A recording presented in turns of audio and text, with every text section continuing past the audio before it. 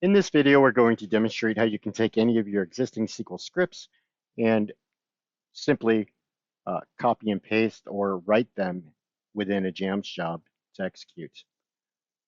So from the home screen, we're going to select Create a Job, go down to Microsoft SQL Server Jobs, select Create a SQL Command Job. Here we're going to choose a folder to save our jobs within. I'm going to go down to my maintenance folder in the SQL Jobs subfolder within. We're going to give this job a name, and I'll call this Demo SQL Query. You can see the execution method is pre-selected for us, which is SQL Command.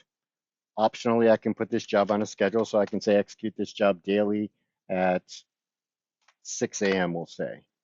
Click OK. The source code of the JAMS job will now open, and here you simply type or copy and paste your existing SQL scripts. So I'm going to say use JAMS v7 database and select all from the entry table. On the Properties tab of the job, we want to make sure we have an Execute As user that does have the permissions to start this process. And then in the SQL connection, we're going to choose one of our existing SQL connections which holds our connection string. And those SQL connections are found in the connection store shortcut in the shortcut bar to the left. So here I'm going to save this job. I'm going to navigate to the definition shortcut and my SQL jobs. And we'll see the demo SQL query job that we just created.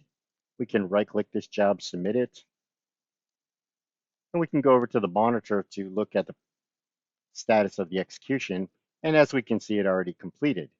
So if we double-click on this entry, we'll see the log file. And you'll see that JAMS does capture all the standard out and the standard error from any process that is executed. So here we see the contents of the results of our SQL query.